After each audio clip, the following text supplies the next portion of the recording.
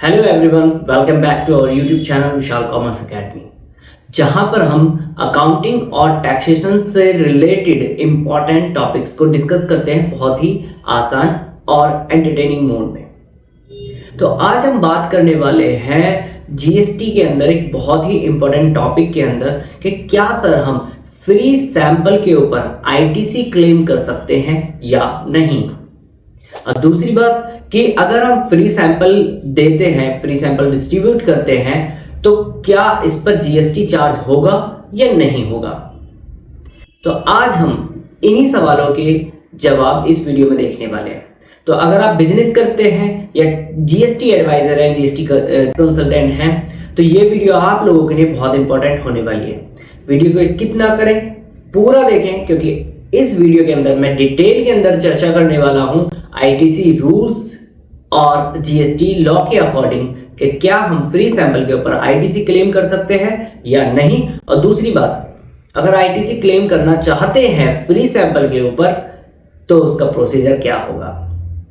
चलिए दोस्तों, without wasting our time, let's start our video right now. तो सबसे पहली बात तो ये आती है, सर फ्री सैंपल जो है वो होता क्या है। फ्री सैंपल का मतलब ये है कि अगर मैं गुड्स खरीद करके लाया या मैंने गुड्स मैन्युफैक्चर किया, व्हाटएवर इट इज, और मैंने वो गुड्स अपने कस्टमर्स को या अपने एम्प्लॉयज को चेक करने के उद्देश्य से कि भाई आप हमें बताइए कि ये प्रोडक्ट चलेगा या नहीं चलेगा, और इसलिए मैंने उनको फ्री में विदाउट एनी कंसिडरेशन मैंने उन्हें ये सैंपल के तौर पे दे दिया, चाहे वो कस्टमर हो, चाहे वो मेरे एम्प्लॉयज हो या कोई भी रिलेटेड वन हो। लेकिन बात यह है कि मैंने उसके लिए कोई प्राइस चार्ज नहीं किया है, मैंने वहां पर कोई भी कंसिडरेशन की बात नहीं करी है, तब ये फ्री सैंपल कहलाएगा, अदरवाइज फ्री सैंपल नहीं कहलाएगा।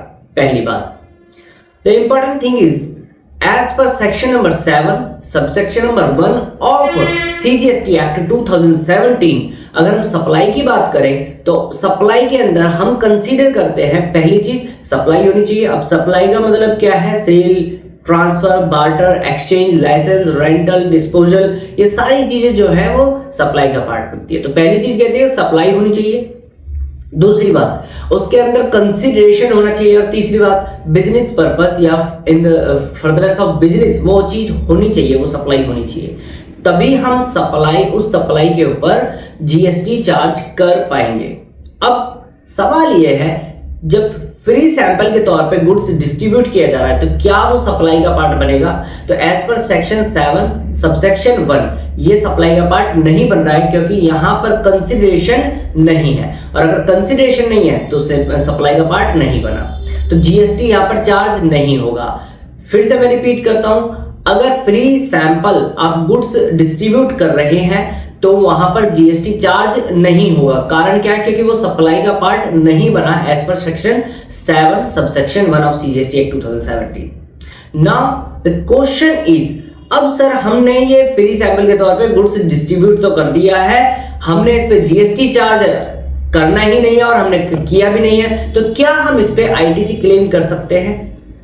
अब मुझे आप एक बात बताइए कि गवर्नमेंट को कम से कम एक बार टैक्स का रेवेन्यू मिल जाना चाहिए, यानी जीएसटी उस तक एक बार पहुंच जाना चाहिए। क्या यहां पर जीएसटी जो है वो अब दूसरी बार में ट्रांसफर हुआ? नहीं सर, ये तो फ्री में था, फ्री में है तो जीएसटी चार्ज नहीं होगा क्योंकि सप्लाई का पार्ट नहीं है।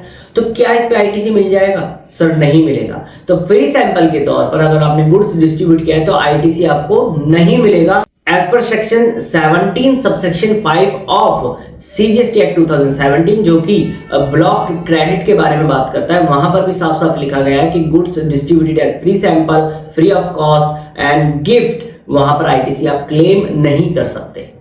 ठीक है जी, तो ये बात तो आपको समझ में आ गई होगी कि फ्री सैंपल के तौर पे अगर आपने गुड्स डिलीवर किया है या डिस्ट्रीब्यूट किया है तो आईटीसी आपको नहीं मिलेगा, और अगर आपने फ्री सैंपल के तौर पे गुड्स डिस्ट्रीब्यूट किया है तो वहां पर आपको जीएसटी भी चार्ज नहीं करना।